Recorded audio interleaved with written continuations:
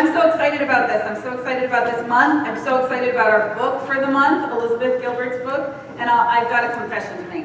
When this first came out, it's confession time. When this book first came out, I bought it and I started to read it, and I was like, oh, I didn't really like it, and I threw it on the shelf and just let it be there and went on to something else. And then when I saw that creativity was coming up, so each month this year we've picked a quality of the divine and how we step into it. And we're talking about how courageous we need to be able to live a full spiritual life. That's the arc of the year. And so when I saw creativity, I was like, oh, I gotta go back and look at that again. Okay, so I started reading it this time, and it was like I was a different person and it was a different book. And I have fallen in love with this book, and we've got it available in the bookstore. But I'm just so excited about it, partially because the truth is when we are connected, I'm already going off script and giving you the end at the beginning, but when we are connected to that divine presence that's alive in us, when we are connected to that inner understanding that our intuition is a connection to the divine, that we are guided and supported by this presence that wants us to live this magical, enchanted life, then big magic happens. It really does. It's what we as religious scientists who study the science of mind philosophy know, that the deeper we go within into our connection to God, and again, you want to call it what you want. If anybody's on my Facebook, you know that I went and celebrated Star Wars May the 4th be with you yesterday. I had a really great time. I'm surprised that I actually don't have a Princess Leia costume yet, but I should. I'm one of those people. But I'm actually not one of those people, but I'm close to being one of those people. But the idea that there's this, you could call it the force, you could call it the presence of love, you could call it the universe, you could call it God, whatever it is, that this greater presence, this intelligence, this mind, when we are deeply connected to it, we live bigger lives, and magic happens in our life.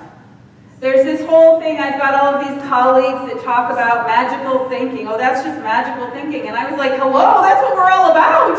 We're about magical thinking. We're about possibilities. And I don't need to understand how it happens. I like to know that. But I don't need to. Because I know that when I am open to the infinite possibilities in life, they show up. Things show up to thrill me, to excite me. And so, and that happens in everybody's life that I journey with. When we let down our limitations and we let go of all of that holds us back, that keeps us from being who we truly are, that has us live these small, safe little lives, when we are doing that, there's only suffering. There's only unfulfillment. There's an emptiness. But when we let those walls fall and we step fully into this life, we immerse ourselves in who we are, and we allow possibilities to be around us, then amazing things start to happen. It's like the clouds part, and the sun starts shining. Because the truth is that you did not come here to live a small life. You did not come here to just get by. You did not come here to create a safe little cave for you to live in and a day-to-day routine that is empty. You came here to be fulfilled. You came here to give a gift, to be you. And you came to receive this divine experience that is life. Do you know how rare and precious life is? The fact that, and so again, oh my goodness, I'm going way off of what I thought I was going to talk about, but okay, God, I'll do this. So, as the mother of an 11-year-old, a child who's getting ready, and I'm not going to go too far into this, so don't worry about it, but as a mother of a child who's going into puberty, who's going into adolescence, and having all of those conversations of the preparation of what happens and, where babies come from and all of that stuff. The fact that it's so rare, do you know how unique you are? That you actually came into existence is amazing. It's amazing. And so because we have this rare opportunity, we didn't come here just to be safe. We didn't come here just to live this small little, let me try and get through this day life. We came here to be divine emanations, to shine our light, to live a big life. It's big magic when we align with life. And so that's why I love this book. That's my sidetrack of this. But, so, again, I love the reading that Jim did today, because when I said, so my talk is the courage to be creative, and I could almost hear when I was putting this together, I could almost hear people in their minds going, oh, she's talking about artists again. She's talking to those artsy-fartsy people, and I'm not one of them. So I can hear you in your head saying that, and it's not that. This is not just for those people who are artists. Life is artistry, and you are an artist of your life. I'm not going to tell you that you should go buy an easel and some oil paints, although that's not a bad thing to do. But it's about how we relate to our life. Are we going to relate to our life like it's drudgery? Are we going to relate to our life like it's a possibility to create something magnificent? We have a choice in that. How we relate to it is how we experience it. We know that. And so the idea that what we're going to talk about this month, about being creative and living a creative life, it's really about getting past our fears, breaking down the walls of limitation, and allowing ourselves to deepen in that divine relationship so that we can better create an experience that feeds our souls. And not only feeds our souls, shines a light into the world. We are all being called to do that right now. These are amazing times. These are amazing times in the world.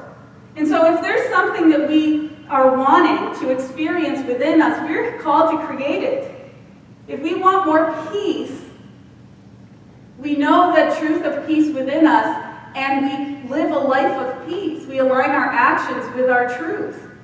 If we want to see more connection and community, we need to find a place within us where we can accept ourselves, the parts that we don't like about ourselves, the things that we think we've made mistakes, those places that we think we've gone wrong and we judge ourselves for. We need to make peace with that so that we can be a better facilitator for community in the world. We see these things that we want on the outside, and we have to start by creating them on the inside. You are an artist of your life. Elizabeth Gilbert starts her book with a question. What is creativity? And the answer is the relationship between a human being and the mysteries of inspiration. I love this. That's the thing that got me on the second round of reading the book. And it's on the first page, by the way. I was like, oh my God, I didn't like this before. Now I love it. And I love it because we're all connected to something greater. And we have a relationship to something that's mysterious, to something that we can't understand. And if we've been living a life so much in our heads and in the front of our brains, like trying to understand everything and put things in place and make sense of all of it, there's no space for the mystery of life. And so as we allow space for the mystery of our life, we can deepen our relationship to that idea of inspiration, to that guidance and that wisdom that flows. But it flows from the deep place within us, and it is a still small voice, and you have to shut the brain off to be able to hear it. I keep going like this and like this. It's because we have to stop thinking ourselves into knowing God and start finding it within our hearts, or even deeper within the deep place of our knowing. That's where we connect with the divine. And it's a mystery. Inspiration is a mystery. So often we're trying to solve a problem, right? We solve a problem, we think about it, we look at it, we write it all out, we try and figure it out. You work at it, you try and make sense of it. And then all of a sudden you go and for me, I go and I dig in my garden. Or lately it's me going and watching my chickens. I'll tell you, they are hilarious. But I go and I look out at a vista or something, and all of a sudden it plops. The answer plops in my lap, right? It's when we're not trying so hard. We do the work, we do the prep, we see what the situation is. But then you go for a walk, or you go to the beach, or you go to the mountain, wherever your inspiration, where you feel right, that's when everything starts to release, and the divine can speak to you. It knows it's gotcha. It knows when you are at a place of receptivity. We have to be receptive to that wisdom. And so it's in that connection that we find our creativity. Intuition, inspiration, the muse, greatness. These are all things that we associate with artists, right? But each and every one of us has that connection. Whether you think you're a great artist or not. I have the story of, one of the stories that shaped my life for a whole heck of a long time was when I was in 3rd grade, my art teacher refused to put my art up on the board with the rest of my class. She said it wasn't good enough. I did get her fired. Sorry, Mrs. Kellett. Wherever you are in heaven, she must be in heaven by now because she was about 100 years old then. But that was a really formative experience for me because for my whole life, until I took foundations class, I didn't think I was creative. I didn't think that I could be an artist. I didn't think that there was anything creative about me. And so it blocked every single thing that I thought every time I had a project in school that I had to draw something for, every time I had to do a poster board used to make me sweat, right? Like, oh, I can't do it, I couldn't make anything pretty every time I tried. It was like crazy. And it took me 25 years to get over that. 25 years to get over that. To get to the place where I realized that creativity doesn't mean I'm an artist. Creativity means that I create something new. In the theme of Katherine. You create in the theme of you.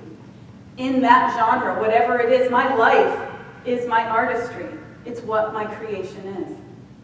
Elizabeth Gilbert tells a story in the book about a friend of hers who was in her 40s and she was feeling really empty. She was feeling very lost and couldn't figure it out. And she was trying to think back to the last time she had felt fulfilled. And for her it had been 20 years, and it was when she was ice skating as a child. She was ice skating, and she felt free and full and engaged. And so this woman, 43 years old, goes out and rents a rink and hires a coach and starts ice skating. And you know what happens 3 times a week? And she tells a story about how what that did for her was that it opened her to engaging in life in such a new, powerful way that things started to shift for her in all the other areas of her life.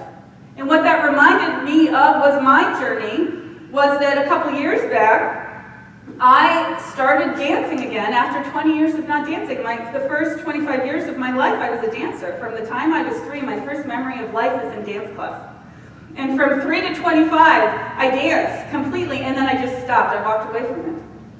And it wasn't until 20 years later, when I was 45, that all of a sudden an opportunity opened for me to do it, and I thought it was a joke. When I went, my friend picked me up in the car, and she made me do it. I wasn't going to do it. She said, no, I'm coming for you. And I was like, oh, okay. So I put tights on. Do you know what it's like to put tights on after 20 years?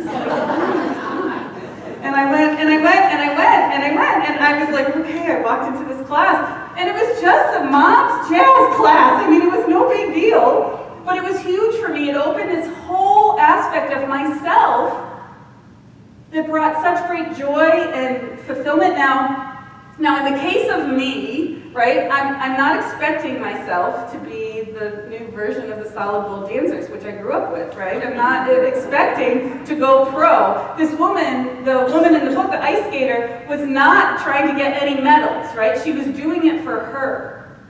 She wasn't putting that ideal up that if I can't win, then I'm not gonna try.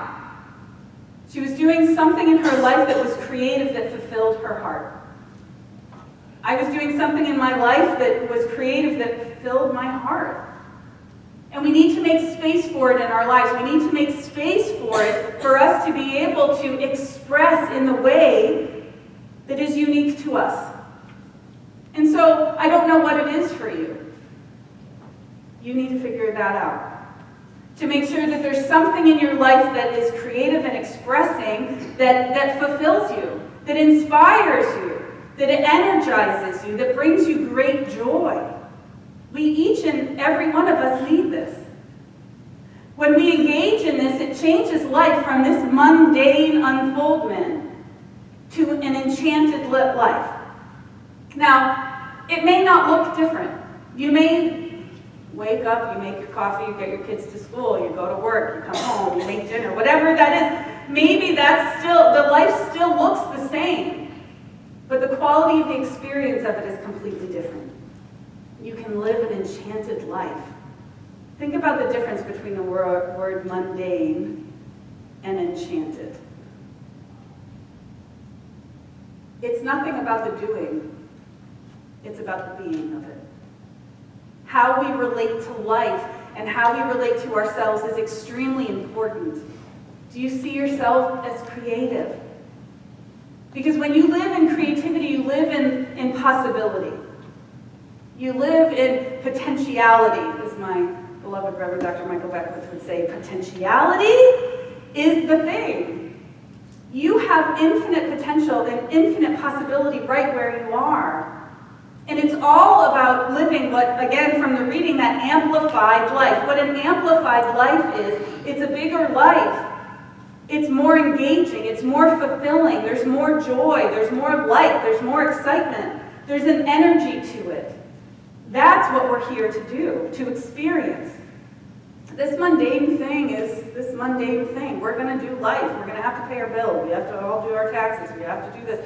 There's things that we have to do and walk through. But could you dance through it? Could you skip through it?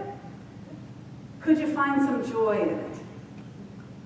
Because I know that each and every one of us, again, I am so far off from what I thought I was going to talk about today, but this is, I'm going with it. I'm just going with it. But so, because what happens is, each and every one of us has to realize that this life is precious, and it's short, and it is a gift. And what are we going to do with that? Are we going to allow ourselves to live small, sad, lonely lives? Are you going to allow yourself to give everybody else, give away everything else to everyone and not have some satisfaction for yourself? You deserve to have joy. You deserve to experience the magic of this life. You are God's gift to this world. I used to hate that saying. What is it? God's gift? I used to say it all the time. Thinks he's God's gift? Does she think she's God's gift? She is. He is. You are. We are. We are the divine gift. I've taught myself a lesson about that. And this truly is the core of the Science of Mind teaching. I've got a long Ernest Holmes quote for you today. Sorry about that, but Ernest Holmes, the founder of religious science, says this in the Science of Mind. We all wish to feel that the power behind everything is good as well as creative, an eternal, changeless intelligence in which man lives and moves and has his being. And so intuitively we sense that every man in his native state is some part of or manifestation of this eternal principle, and that the entire problem of limitation, of evil, of suffering, and uncertainty is not God ordained, but is the result of ignorance. It's been written that the truth shall make us free, provided we know the truth. And we note that the evolution of man's consciousness brings with it the acquisition of new powers and higher possibilities. That's the whole point of it. The acquisition of new powers and higher possibilities. So exploring what it means to live a creative life is a pathway to a new realization of our own capabilities, to greater possibilities, to freedom. When we connect with that divine presence, it opens us up to living in a new way, in a more expanded way. And so each month, I'm going to not have Ernest standing over me today, but and so each month we're looking at these concepts from the take of the courage it takes to live this way. We're looking at how courageous we need to be in order to fully express and experience life. Again, a creative life is an amplified life. It's a bigger life. And so one of the other concepts of this that Elizabeth talks about, and I like so much, is that the universe plays a trick on us when it sends us off into our life. It's like, and we've just gone through Easter, and I finally took my Easter decorations down yesterday. I know we're 2 weeks out from American Easter, a week out from Greek Orthodox Easter, which is what I was raised with. But I love Easter so much because I love the egg hunt. I've always loved the egg hunt, you know? And the universe plays an egg hunt with us because it hides capabilities and possibilities and aspects of you within your being. And it says, okay, go find them. See if you can find them. There are, and they may be talents, it may be a strength that you might not understand, it could be anything about you that is hidden within you, and it's not until we hit a situation in life that we have to go find it. Can I handle this? Can I do this? Can I bring forth something new in me?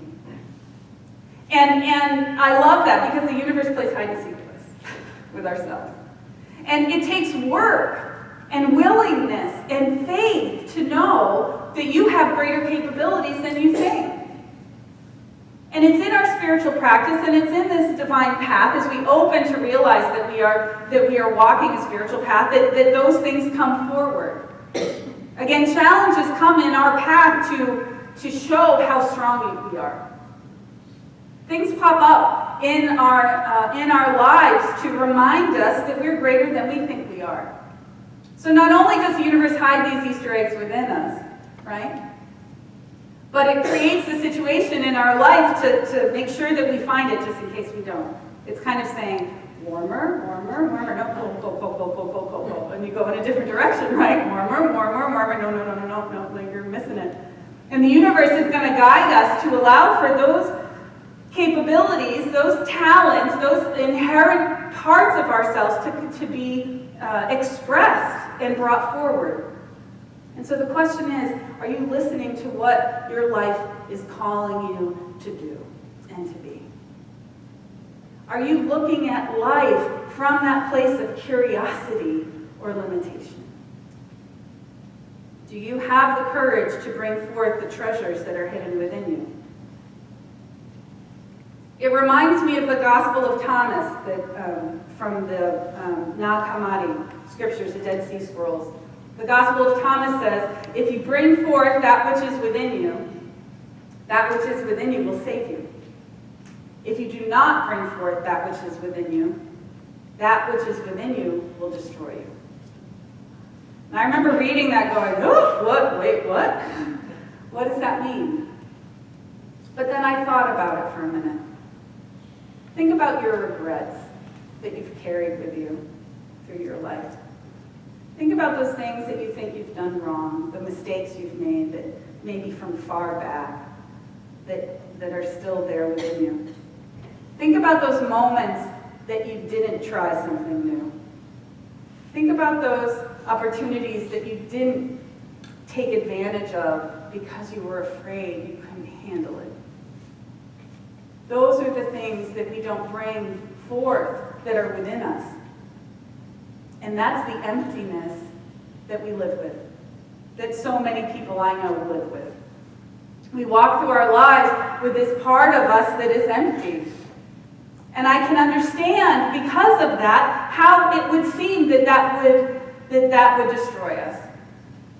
But the good news is that we never have, we never lose the possibility. It's never too late to live a full life. Maybe we have missed an opportunity early in our life. Maybe we would have gone a different way, all that whole concept of sliding doors and all of that, and where we end up, parallel universes and all of that. It's so interesting to think about. You could make your brain explode. But the idea is that if you are intent on filling those places that seem that you've got a void within you, now's the time to step forward and say, okay, I'm here to engage in life. I'm here to be the creative expression that I've come here to be. And again, it doesn't matter if you're 2 or 200 years old. You've always got the possibility of bringing forward who you are. Even if it's in just a conversation with somebody, if it's in a project you're working on, if it's in being of service in some way, whatever is within you, I don't know what it is, but I know it's something. And only you are the one who's going to know what you're called to bring forward, what you're called to find within you. There was a famed opera singer, Beverly Sills, and she said, "You may be disappointed if you fail, but you're doomed if you don't try." So without courage, we never realize the scope of our own capabilities. Without courage, we'll never know the world and life truly as it is in its fullest magnificence. Without courage, our lives remain small. Life is waiting for us, and it needs us to be brave to do it. Now, that puts us into another realm where we have to deal with the fear, right, that's holding us back, because that's the first thing. And what I want to say about fear is that I'm going to encourage us to look at fear in a different way. So many people come up with the idea that we have to battle our fear, we have to rise up and just do it no matter what, and we have to like overcome our fears. And that alone can feel daunting. But the truth is, what I think is that we need to get into a different relationship with our fear. We need to realize that fear is a member of the family.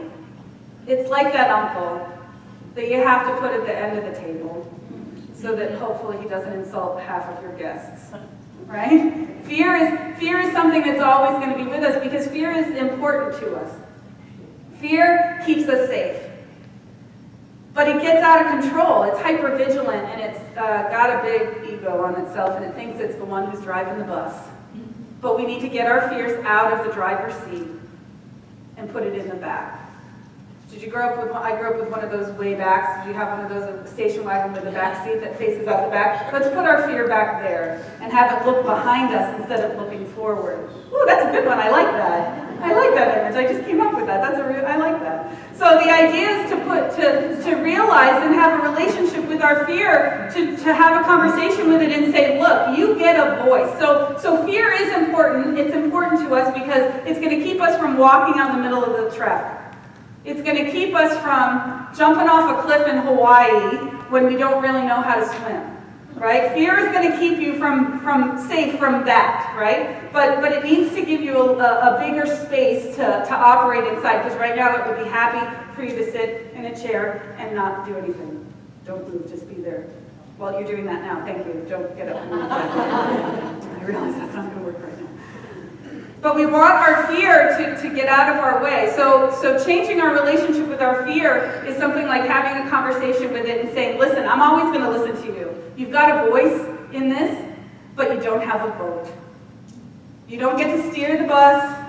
You don't get to drive the car. You don't get to sidetrack me off on a different path. I will listen to you, and we will listen to our fear, because there's sometimes in our fears, there is something to be considered. But you are not going to hold me back from living my fullest life. And we need to have that tone too. It's that tone. You know that tone.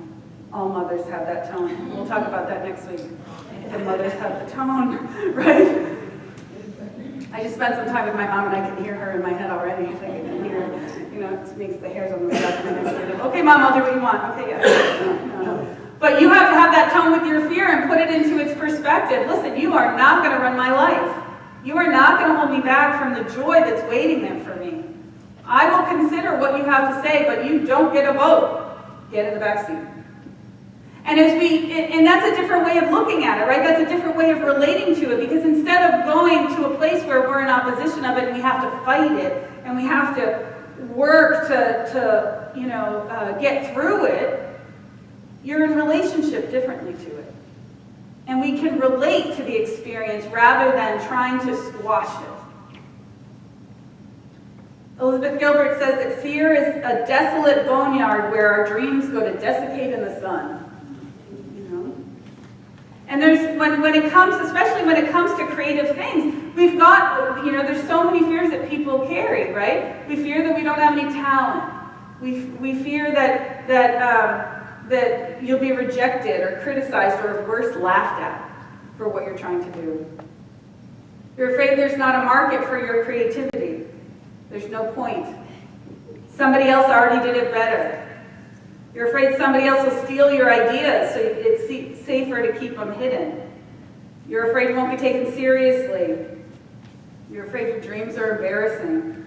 You don't have the right kind of discipline. You don't have the right kind of work. You don't have the right kind of training. And again, she puts in there, which I think is so funny, you think you're too fat. And she has this whole thing about, she doesn't understand why, but a lot of people hold themselves back from creativity because they think their weight is wrong. And I sat with that for a second and was like, well, wait a minute, is that really going to hold someone back? We'll use any excuse. Fear will use any excuse to hold us back. We're too old, we're too young, we're too fat, we're too skinny, whatever it is, that judgment is going to close off that channel of creativity. And our job is to keep that channel open. So many of us get stuck in the mud of our fear that I will remind us that